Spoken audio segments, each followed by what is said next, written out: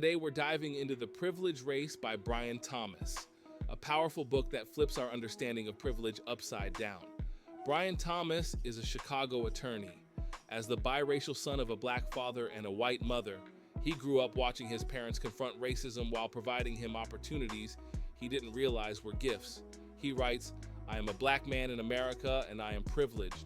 He discovered that a stable home, good schools, and community support had set him on a smoother path than many others, and that those advantages made his life easier in ways he once took for granted.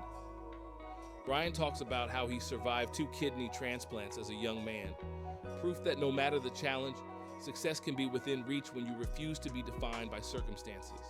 That conviction that the consequences of past decisions create our present and that future decisions can reshape our world is the engine of the privilege race. Stay with me for the next few minutes because I am going to share 3 insights from the book and explain the clear, actionable strategies you can start right now to rewire your thinking, own your advantages, and unlock new opportunities in your career, your relationships, and your personal growth. Hi, and welcome back to Jeff Wallace Speaks, where thriving after resiliency is what we do. So what exactly is a privilege race? Brian shares that it's about recognizing that the world hands us certain advantages, some deserved, some not, and learning how to use them, not just fight imaginary limits. He explores what it means to be privileged in America and gives a clear roadmap for bridging the gap between where you are and where you want to be. Early in the book, he challenges a common narrative that privilege is something only other people, often white people, have. Instead, he points out that his life was shaped by privilege too. As he puts it, learning this isn't about guilt, it's about empowerment.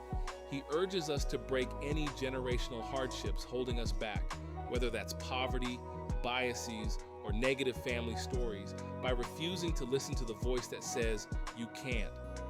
The first insight from the book I want to share with you is to become aware of your mental conditioning.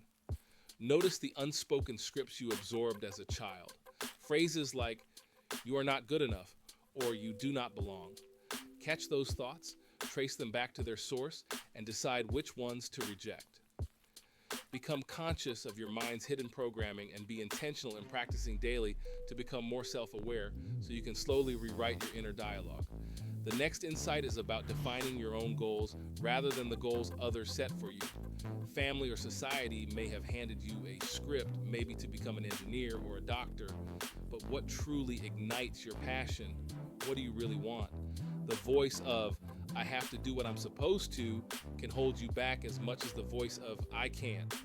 By identifying your true goals, you free yourself to pursue them. So choose one dream you have buried because it felt unrealistic. Visualize the next small step, a class to enroll in, a side project, a conversation with a mentor. That clarity turns vague wishes into real possibilities.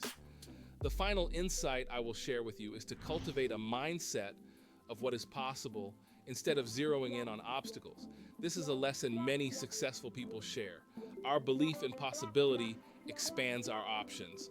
Brian's own journey is an example. Faced with serious health issues and prejudice, he made success possible through persistence and a belief that his choices could shape his future. So ask yourself, how could this work?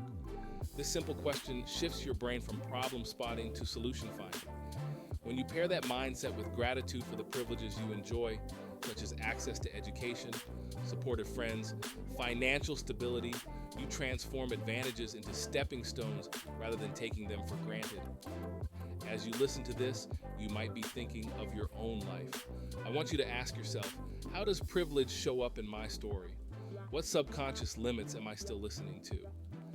Reflect on your own life. Maybe it's time to rewrite your inner dialogue from "I can't" to "What if I can?" The benefits of doing this are huge.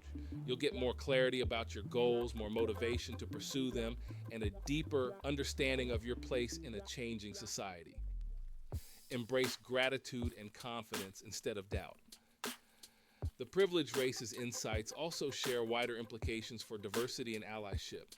When we realize how privilege operates, even in our own lives, we become more empathetic to others.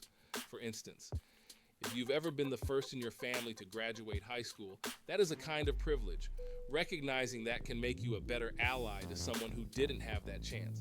Understanding privilege and self-awareness about power dynamics helps us advocate for racial equity and inclusion with honesty. This is not about finger pointing, but about lifting everyone up. We can take the tools of our own success, whether material resources, education, or mindset, and share them. You become a better version of yourself, and you also become a more compassionate participant in a diverse world.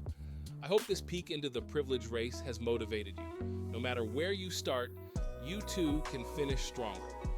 If you found value in these insights, I'd appreciate it if you click the like button.